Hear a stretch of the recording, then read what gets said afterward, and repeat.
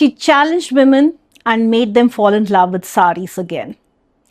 Some of the most precious things in our life are not measured by their rarity or by their price tag. They're actually measured by the memories they carry.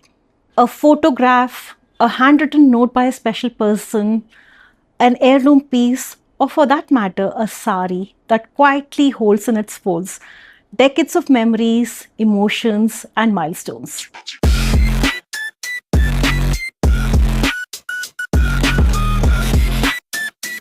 Hi everyone, I'm Aparna and this is the Naarishakti Show. Today we are joined by a woman who saw something extraordinary in these stories. From television boardrooms to TED stages to building a global movement through the 100th Saree Pact, she has created a space where thousands of women have connected through memory, cultural identity, and belonging. Her work reminds us that a sari is not just a garment, it is a chapter of a life lived. Please join me in welcoming Anju Kadam, founder and chief nurturer of the 100 Saree Pact. She's also a TED speaker, storyteller, community builder. Welcome to the Naarishakti Show, Anju. Thank you so much, Aparna, for having me. I am delighted to be here. It's an absolute pleasure to have you here, Anju. Welcome. Thank you. So, Anju, you spent a good chunk of your career around storytelling, right? Yes. Be it television, newsrooms, TED stages, digital communities. I'm sure you've heard thousands and thousands of stories. Yes. What is one story that you've either heard, covered, or lived that really impacted how you saw storytelling and its, impact? You're starting with a big one. And I must say that slightly unfair for a storyteller. I call myself a custodian of stories, to open my pitara and take out the best shiny one and show it to the world. It's a hard ask, I have to say. Why don't I tell you the kind of stories that have lived with me and perhaps not choose just one? Very early on in my career, I was a television journalist for business.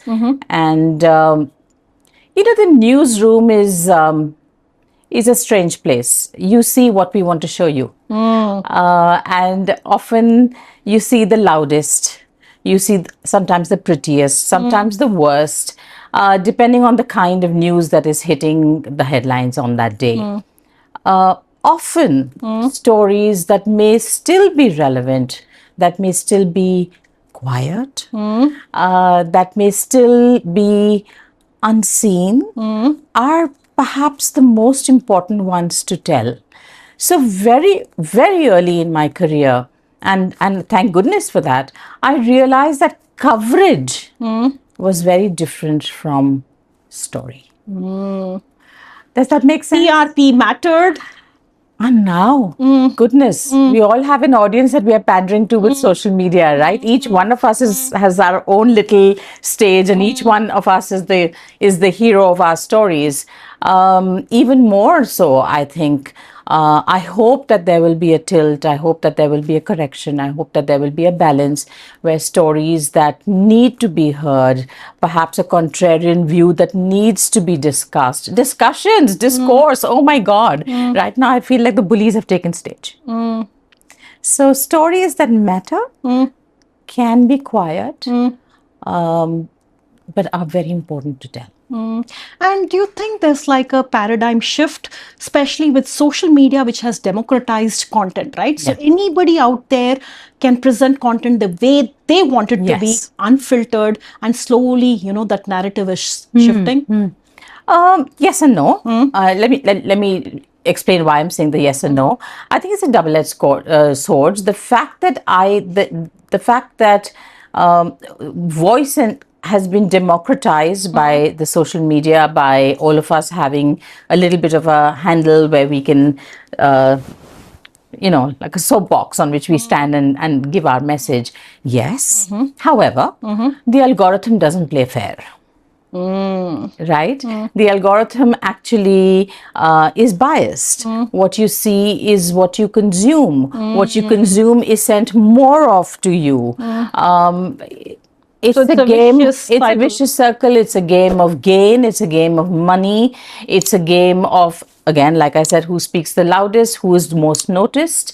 So I like the fact that an amplification of voice and an amplification of messaging can happen on social media, provided provided we use it intelligently, and provided we can make a little bit of a level playing field. I'm going to hark back to 11 years ago when the 100 Saree Pact started. It was 1st of March 2015 when I actually wore my first sari and just, put it up on my Facebook. It was Facebook that time, not even Instagram. And I said, hey, girlfriends, I'm doing this, and we'll tell the stories of our lives through the saris that we wear. Join in. Aparna, if it had not been for social media, it would have been 6, 7, 10, 20 of my friends sitting in my drawing room telling each other their stories, admiring each other's saris. It was the amplification through Facebook that took this movement out into the world, where people actually began to identify with this and wanted to join in. So I've actually seen a very lovely side of social media where something so precious happened. I hesitate to say that it will happen again. Okay. Yeah. Often I've been asked, why don't you do another version of 100 Saree Pact? Why don't you do a version 2.0, a version 5.6? Now it's the 11th year. And it can't. It's a phenomenon. A phenomenon doesn't repeat itself. It's a phenomenon. Join in anytime. It's ageless. It's timeless. But I don't know if I can start a premeditated 100 Saree Pact again. I know I'm going to trip. I know people are going to fall. Interesting. So tell me this. 11 years back, I know social media, Facebook was there. It allowed people to go outside the four walls, like you said. Yeah. Make it a global movement. Yes. Right? What is it, that really occurred to you at that point of time that you wanted others to, that you thought that others would actually relate to? Because you probably didn't imagine for this to be that big at that point of time, right? All. So what is it that people really connected with? And that really remains the precious part of the 100 Saree Pact, that it was not started as, oh, let's start a movement, let's get famous, let's get rich, None of that. It was a whim. It was a belief. I wanted to just air the saris from my cupboards because they had become occasion wearing. I hark back to being a young journalist. I actually seeked gravitas in a sari. I was 23, 24, interviewing the who's who of industry at that time, Ratan Tata, Nasli Wadia, Aditya Birla, and I was a young girl looking for a little bit of confidence before I entered the room, and I actually asked those questions. And the sari gave me that little bit of confidence. It was my shield behind which I perhaps kind of stood sometimes. It was my confidence, where I actually spoke with confidence to someone. It was a bit of my mother's strength that I carried with me. You know how it is. I mean, it's such a it's such a so many emotions wrapped into one kind of thing, right? Anyway, so what did I do to make it big? I have to say that by the 10th day of the 100 Saree Pact, I knew that we were onto something special. Okay. You had seen a lot of traction in those first I had seen traction. Okay. I was surprised. I was surprised that something that was so simple. So how many of you started it? Just me. Okay. Yeah. Okay. And then friends joined in the next day and said, "Acha, I'll also wear a sari," or whatever. But really, it was not. And I have to qualify that this is not about. Oh, this was not about vanity. If someone feels great in a sari, puts up a photo and says, "I feel good today," more power to you. I think that itself is a statement. However, because I am a storyteller, I said we are going to tell the story of the sari and perhaps a little bit about ourselves through every wear of the sari. I think that's the idea that kind of connected. I'll tell you why. This is, and sometimes, when you see things in retrospect, it's been 11 years. I've had a lot of time to reflect on this. What happened? What was the magic that unfolded? Aparna, the sari was a medium. The The sari was, It's a very powerful medium, though. it was an alibi. Okay. Yeah.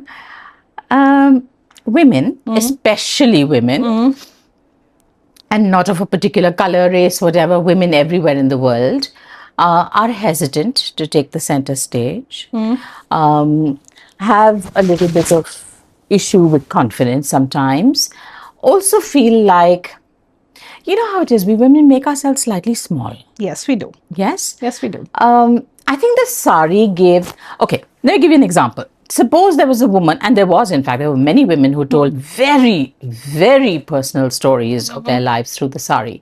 There was, for example, someone says, I didn't have a good marriage and we broke up and then I built my life together again. Yeah, boo-hoo, great story. Okay. But then the sari became the medium, and she said, this was the sari I was wearing when I walked out. Ah, okay. It gave permission for women to be vulnerable, to be open, to share, to be able to actually tell the stories of their lives where they were the main character energy, like you say these days, right?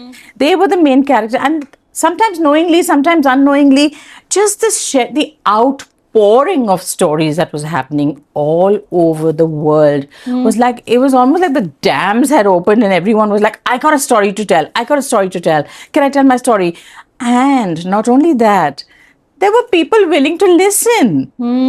Right? Because they could relate to it. Because you could, yeah. And I often say this, I've said this in so many interviews. Relate, be inspired. It stopped being about the sari by the third comment. By the fourth comment, it was, oh, I also went to this school. By the fifth comment, it was about Nani ka achar. By the sixth comment, it was about belief and values. There was so much of life being discussed.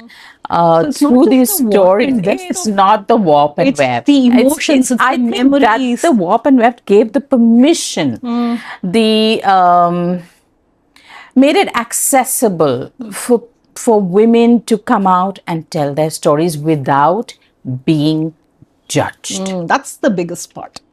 That's why women hesitate, right? That's why women hesitate, because they don't want to be judged. Oh my God, oh, she's all about herself.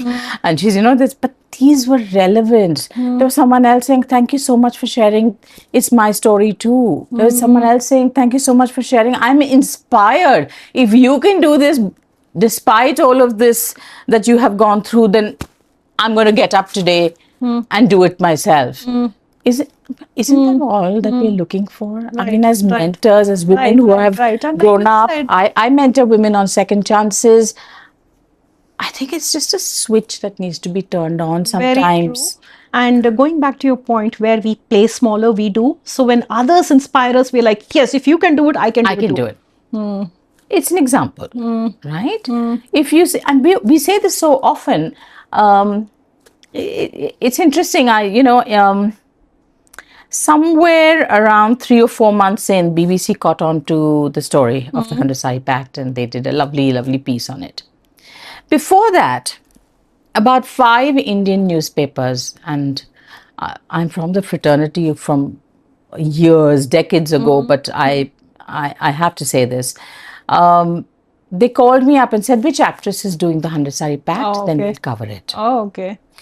And I said, no, this is about the extraordinary moments of our very ordinary lives. There is no actress who's doing it, and I'm not interested.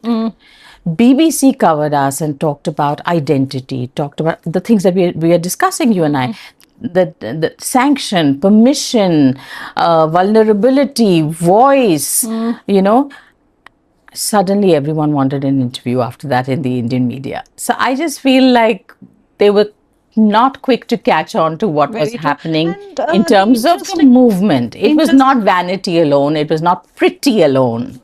Yeah. And the interesting thing is, we Indians tend to seek external validation. Absolutely. More often. Absolutely. Yeah. Be it yoga or Ayurveda, unless you see the West adopting it, validating it, we feel like, okay, they've done it. Sad, no? Sadly. There's so much. Yeah. I'm not like that, and I sometimes get confused by this determination to get external validation. I'm a fairly strong, powerful woman. I don't need it. And the fact that this 100 Saree Pact gave permission to everyone to not seek validation, and yet here was media seeking that validation from the West and saying, "Acha, now we'll pick up the story." Anyway, sidebar. That was a sidebar. Yeah. You and I Yeah. connect through saris. I love saris, you love saris. I love that one story that you shared, about someone walking away and they're representing that story through a sari. Yes. Any other such story that you want to share that will inspire our audience? Oh my God, there are Anything that comes to the top of your gazillions of saris and sari The stories. one that you said was actually very profound. I was actually going to think, what are you going to say? What is the sari that she's going to come up with? And I Yeah. liked what you said. Yeah. It's the sari that she In walked out tough with. times, this particular story, and she's a great friend of mine now, was someone who was one of 4 daughters. Parents got her married to a very lovely home, they thought.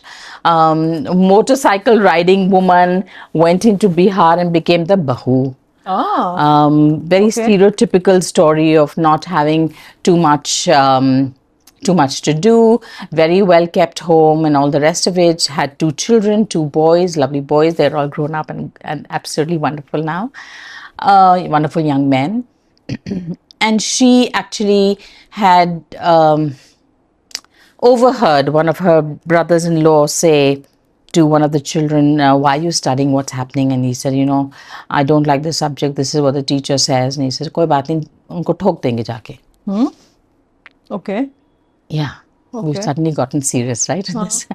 And she knew she had to leave with her children when she heard that, because that's not the kind of environment she wanted her children to be. She walked out with the 5 saris that her father had presented her for her wedding. Every woman is given a trousseau, so to speak, in India, if we have a Western audience. And in the trousseau are beautiful saris, often collections of saris that are from different states, different weaves, different places, special saris. She walked out with 5 of those saris and 2 of her kids. Wow. Okay. That's powerful, That is very powerful. right? Other stories, there are so many. Oh my goodness. Little stories, big stories. A little story that really touched my heart, I remember, is of a young girl. Again, in India, often graduation is graced with a sari. The young girls wear their first sari, or at least their first outing in a sari at that time. Of course, in the South, we have the skirt and blouse, the pavada also. But in general now, I think even in English schools, you have a lot of international schools, you have a graduation ceremony where the girls wear their saris. And she was just stepping out of the house and her father said, "1 minute." A slightly conservative father, and she, like every 18-year-old, rolled her eyes and said, "Now what?" And he just came across and he bent down, knelt in front of her, and he just did her pleats Oh my for goodness, her. that's so cute. And he said, "Now go." And she remembered that he would do it for her mother. Her mother had passed. wow. That he Okay. would do it for her mother every time. Right. So nostalgic. That's a story that just kind of stayed with me, of a father doing something little and yet so loving. Yeah. I could go on. Do you want me to tell you more stories? No, so that's actually quite interesting. We are in this era of fast fashion, right? Things evolve so quickly around us. What is it that you think it is about saris that makes it still relevant for today's generation? I think it's a deeper, much deeper question as well. What does the sari do for us? I'd like to believe, even if you are not a sari wearer, the sari, the motif, the sari is not far away from anyone's psyche, right? Right. And this is across men, the Asian continent, men, women, children. They've all seen Tati, Tata, they've seen, people dress up in saris, Pati, Nani, even if the mother doesn't, or at least at lovely occasions, they've seen the sari come out. I think it's complex. It's so tied in with identity. The sari is our identity. True. And the sari worn in so many ways, huh? It's not like this is the Nivi sari. This was actually introduced, the Nivi drape. Sorry, this was introduced when in Bengal, when women had to meet the Englishmen and they had to shake hands. And so this was just draped here, and the right hand was open to shake hands. Did you know that's how the Nivi drape came, by the way? No. But of course, there's the Gujarati style, the Marathi style, the Madhi style, the Nawari, the Bengali style. You know, the Kurgi. I mean, there's so many ways of wearing a sari. I think that it is a question of identity. I think that we deeply, deeply respect the women who have come before us. We have seen sacrifice. India has been a poor country historically. I mean, it was ravaged, a ravaged country, I would say, by the British. But we have seen famine, we have seen drought, we have seen poverty, and we have still seen women wear the sari. And I think it's an equalizer also, in a sense. The woman working in a farm is wearing a sari, and I'm wearing a sari when I'm walking to a cocktail party as well. So in that sense, it's just like, you know, it's everybody.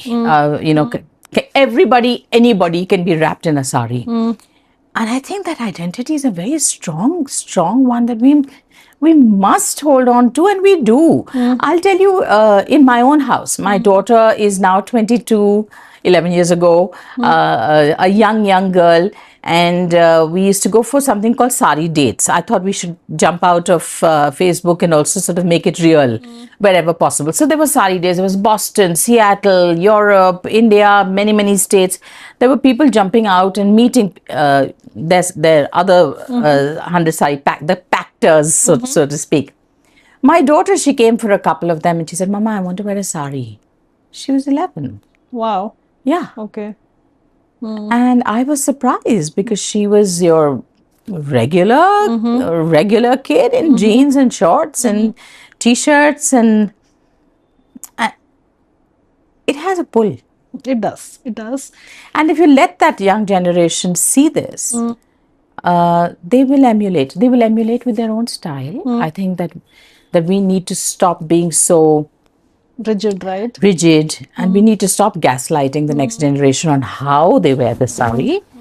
But I think everyone feels special when they do. Sure. And then I think that's where the storytelling aspect comes, right? It's not just the soul, the story, in the sense that it's aesthetic, right? Everybody looks good in a sari. And It's a one fits all. Yeah. And then there are scientific benefits too, right? It's been designed in a way, Yes. right? So Yes. I think all those factors also. Absolutely. And today's generation is all about facts, evidence. So, the storytelling really goes. Yes. It's that layer. Yes. I'm often asked, how do we get the next generation to start wearing a sari? And I say, let's start wearing them ourselves. Very nice. Yeah. Yeah, we have to You bring practice it before out. we... You bring it out. You wear it. They see you comfortable in it. Right. The fact that I have had a role model in my mother who has done everything in her life in a sari, including sleeping in a softer malmal. The nighty phenomena was not there when I was growing up. They would just change into a softer malmal to sleep in, maybe loosen the petticoat a little bit. I have seen that. My daughter has seen me do everything in a sari. Right? It's not like I'm wearing a sari to the gym. Or, by the way, I'm like, women, please stop this. I run in a sari. No, please wear dry fit clothes. There's a better technology for that. But yeah, my daughter has seen me live my life and be very comfortable in my skin. So she's taken to it. For her graduation, she's in London. She asked for a sari. She wore a sari proudly. And I think that that's what we need to do. We need to be able to talk about what this means to us. It's a part of our history, right? Very true. Very true. I mean, in the motif, you're a product manager. The Mughal motif exists, the Persian motif exists, the Right. Chinese It's a piece of chrysanthemums history, are on the yes. saris. The weaver, when he weaves a sari, I've said this story so many times. I would talk to weavers and they would say, and I really think it's the most selfless act. is the most intelligent mathematical equation. Very true. To actually ikat, for example. Exactly, to actually weave the sari. Absolutely. Ikat is just, it's a tie and dye approach, and mathematics. amazing. So sharp intelligence, muscle memory, generations of knowledge passed down, Focus. and the lovely selfless act of making a sari. I was talking to a weaver and he said, this is a bridal sari, you know. See, we have put in flowers for abundance in her life. We have put in a lion and a tiger for fierceness, for strength. There's an elephant walking across. And these are motifs that everybody, if they're listening to this, will remember that these things are in saris and sari pallus, right? The wisdom of an elephant, the memory of an elephant, the grace of a gazelle. We've seen all of these motifs, right? Yes. And putting it all into a sari and weaving it and giving it away, never knowing who is going to wear it, but wishing them all of these wishes. Oh my God, it fills me with gratitude. Very true, very true. And Kanjivaram saris, they have mythical creatures. Yes, right? yes, Like the yes. Annapakshi, which is half swan, half peacock. Yes. So it combines the wisdom of one animal with the beauty of the other. Right? And often these were simple weavers. They would see things in gopurams or temples, motifs. They would. I actually own a sari which has aeroplanes in it. Okay. Yes. Okay. And it's We've not. done saris It's with not a auto modern. rickshaw. We've Yeah. done auto rickshaw It's not a modern piece like the one kind of engine aeroplane. No, the propeller aeroplane. It's just what they saw in their lives, and they thought that was their innovation in this. Chalo, you know, let's put this into it. So I just find that, like I say, it's our tradition.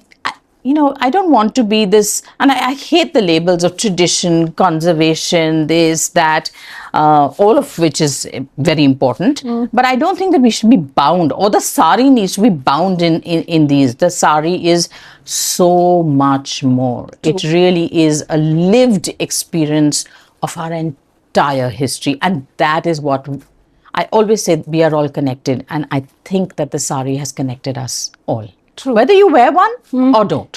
True. So that's actually pretty interesting, but the society today is very different, Yes. right? It classifies into different buckets. She's working, she's successful, she's modern because she's wearing Western clothes, she's traditional because she's in a sari. How do we actually break those stereotypes? Because just because By speaking out, I are think in a sari doesn't mean we are traditional, right? We are traditional, but we are modern too. So you cannot really put us in a bucket. no, and I think that we need to draw the distinction very clearly, very loudly, very persistently, that what you wear does not define what is here. And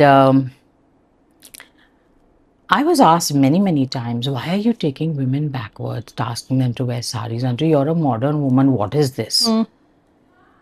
Modernity is not what you wear. Modernity is what you do with your skills, with your brain, with what the privilege that you have. True. And can you do something more? Can you take more along with you? That is what I think intelligence is. You know, to be able to be in service of, to be able to be doing good, to be able to move forward with not just yourself, but with maybe 5 more. That is what it is. It's not the sari. My God, I feel so powerful in a sari. I feel so modern in a sari. This is my business suit. True. And then I refuse to apologize for it. and then why should people think that you're actually going back? You're actually being connected to your roots. And doesn't that give you strength?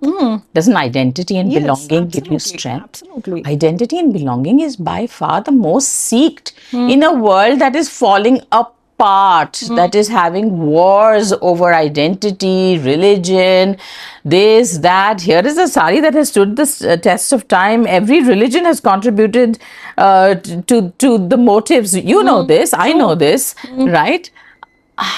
Sometimes more than one culture, right? More than one culture. It's all there, and I don't know. I wish I had a magic wand to make this go away, but in my circle of influence, I certainly talk many times about this. And if that is what that is all that I can do, I will continue to do it. Okay, so you've been a community builder. Yes. Right? You've built, it's not easy to be a community builder. Oftentimes we see communities built, but they don't last. But this one has withstood the test of time. So tell me this, as a community builder, what is it that people are really want? You know, what is it that they want to be seen as that you feel that most people don't?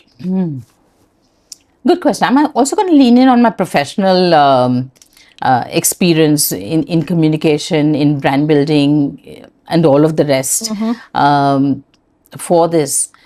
An audience is someone who listens to you. True. I think a network is someone, a network is one that feeds off each other for something. A community. It's symbiotic, right? It's symbiotic, absolutely. A community is, even if you're not in the room, the purpose is very clear. Very powerful. It's belonging. And this is what I mean. People seek belonging. A community, why do people get pulled in by a cult? Let's discuss that, right? Because a sense of belonging, right? That's where it comes from. The need to belong. Who am I? You know, that need to belong and to say, oh, I'm not alone. There's someone else. That's what a community is. Even if I've taken a 2-week holiday, the community doesn't collapse. And I think that people are getting very confused on audience network and community because of that. The community is something that has lasted 11 years without me being, till today, Aparna, I get photographs saying, hey, we were at NYC having our 50th reunion. We all wore sarees. Here's a photo. Oh, lovely. 50th reunion, which means that they must be 75-year-old women in Times Square wearing a sari and taking selfies. Lovely. Okay? Right. You know, like I said, my daughter was wearing a sari. A couple of other Indians, one Sri Lankan was also wearing a sari, and they all kind of took a photo going, you know, it's a sense of belonging. The fact is that in our world, we are othering so much. True. That a community lets you belong, and therefore I think also comes with a lot of responsibility. Where do you take this, right? Because blind following is extremely dangerous as well. But yes, a community is a group of people that will that are tied together, that come together for a purpose, for a belonging, and will carry on way beyond the idea. I loved what you said, where they know where they belong even if you're not there. I'm not in every meeting, but the 100 Saree Pact is talked about in meetings with sarees. I love it. It's not about me. I want to make this very clear. It's not about me. Aparna, if I had sat and said, this is mine. You've created something. This is mine, only mine, and nobody, and you have to ask my permission for this, and we wouldn't be sitting here discussing how beautiful it was. Everybody owns the 100 Saree Pact. We are all stakeholders. I started it. I nurture it. I don't own it. I will let you own it. And collectively. Grown it, right? Grown. Yes. Yeah, lovely. Anju, tell me this. If you were to represent your life story through one sari, what sari would it be? Oh my goodness. I'm going to think.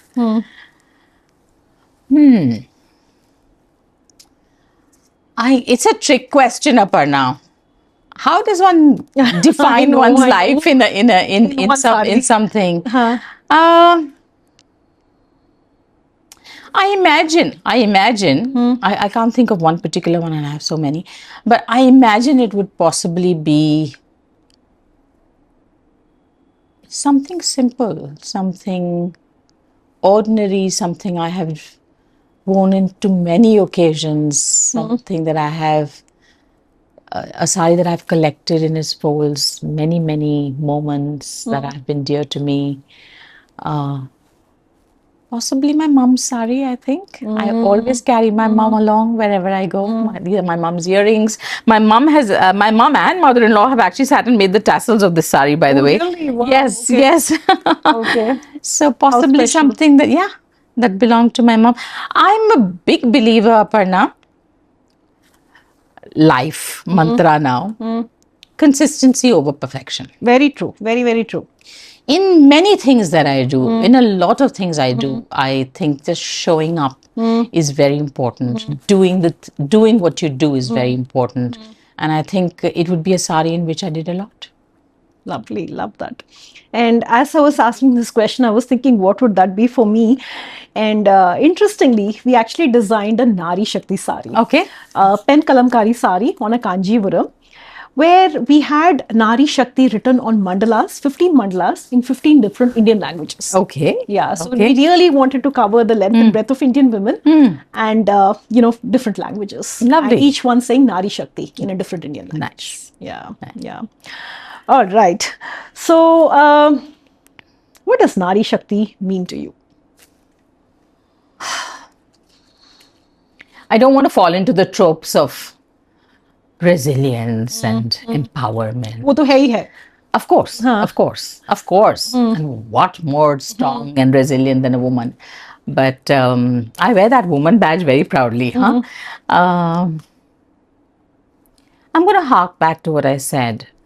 The capacity to show up when needed, when required, even if you don't feel up for it.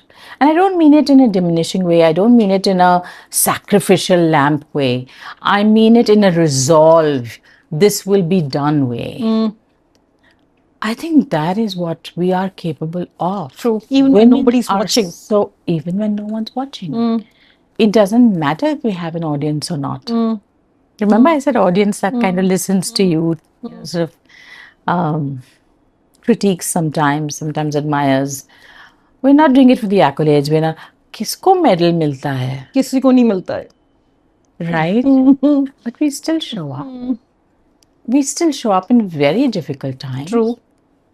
We are mothers, we are nurturers, we are teachers, we are mentors, we are homekeepers, we are business women, we are boardroom leaders, we are educators. So many teachers. So many teachers for a lifetime have been women. How can we be defined by one thing? We are all powerful. Very true. Very well said.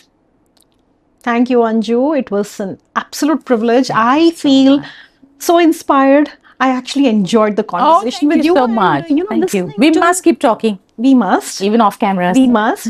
And I loved the perspective that you shared. You know, every woman who comes into the show, she brings a different perspective. I loved your perspective. Thank you so very much. Today's conversation was not just about saris. It was a conversation about how women actually connect and keep their stories alive through generations. Thank you so much, Anju, for sharing your story with us. There was so much that I was actually inspired by, and you've built that very, very powerful community through which, women are connecting through storytelling. And thank you everyone for watching. If this is something that you thought was of interest, share it with someone who needs to hear it. Until next time, this is Aparna Tyagarajan signing off. We'll be back with another Nari and her story. Until then, stay strong, stay bold, and be inspired.